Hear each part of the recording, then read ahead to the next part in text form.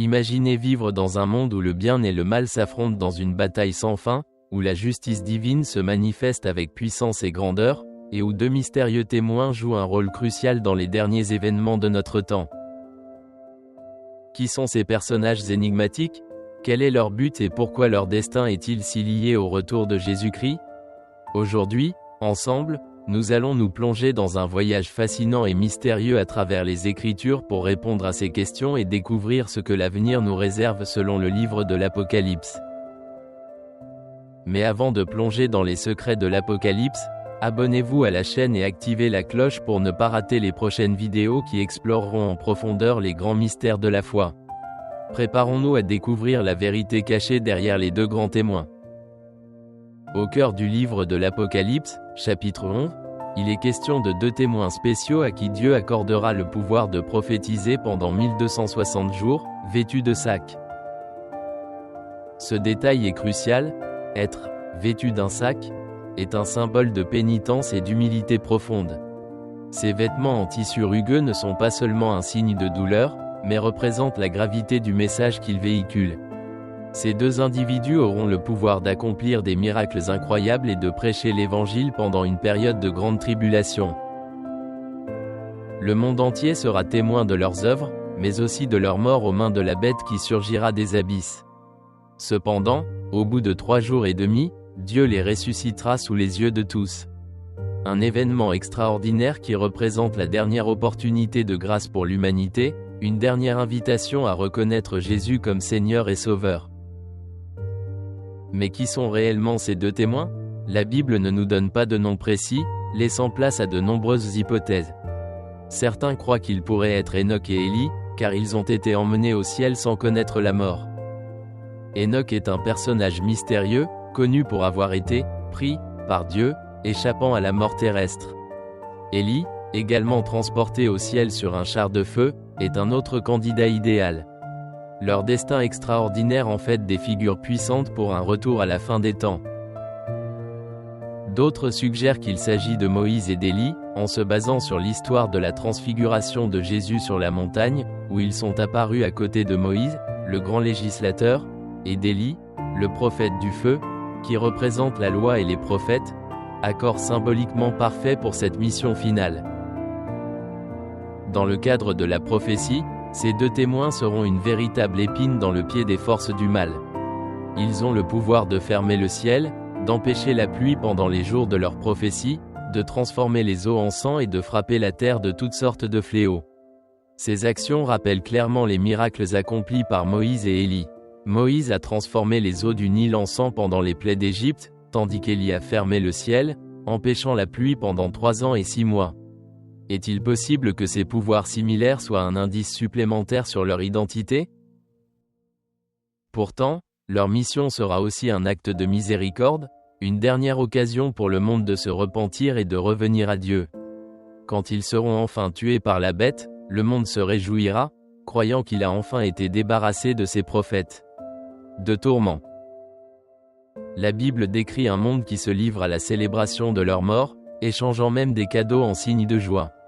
Cela nous montre une humanité complètement sourde aux appels de Dieu et prête à célébrer la défaite du bien. Mais la joie ne durera pas longtemps, Dieu lui-même les ressuscitera, provoquant un grand tremblement de terre et la mort de 7000 personnes. Cet événement choquera le monde et beaucoup rendront gloire au Dieu du ciel. Laissez un commentaire ci-dessous avec votre opinion sur ce sujet. Et n'oubliez pas d'aimer la vidéo si vous trouvez ce sujet fascinant. Mais qu'est-ce que tout cela signifie réellement pour nous aujourd'hui? Sommes-nous peut-être en train de vivre une époque qui prélude à ces événements prophétiques? En regardant le monde d'aujourd'hui, il semble que le mal grandisse de jour en jour. Les gens rejettent la vérité, tentent de transformer le mal en bien et le bien en mal. Se pourrait-il que nous soyons vraiment proches de la fin des temps? Nous vivons à une époque où l'obscurité semble avancer de plus en plus vite. Les catastrophes naturelles, les guerres, les injustices sociales et morales sont monnaie courante, nous amenant à nous demander « À quelle distance sommes-nous de la fin des temps ?» Se pourrait-il que ces prophéties ne soient pas aussi éloignées de nous qu'on le pense? Si vous aussi pensez que le monde change et souhaitez en savoir plus sur ce qui nous attend, Partagez cette vidéo avec vos amis et abonnez-vous à notre chaîne. Faites passer le message et aidez-nous à explorer ensemble les secrets de la foi.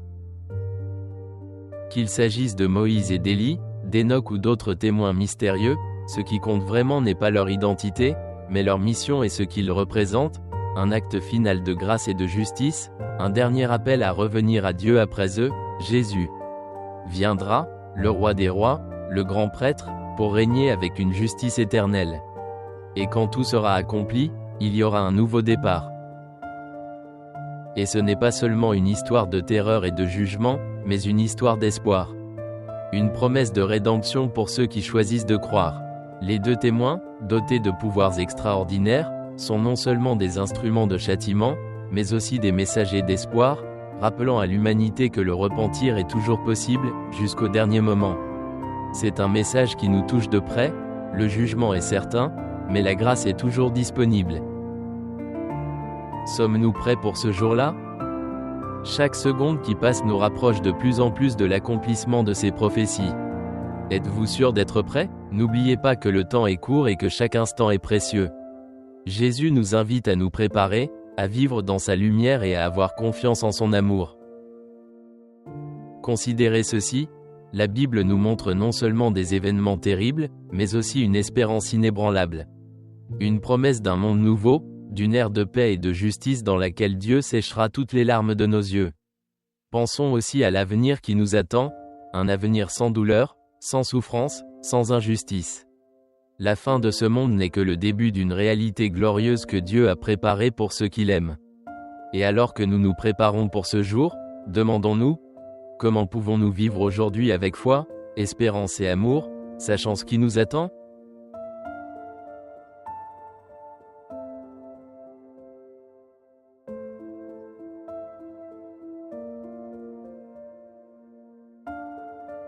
Restons fermes dans la foi, continuons à rechercher la vérité et partageons le message de l'Évangile avec ceux qui en ont besoin.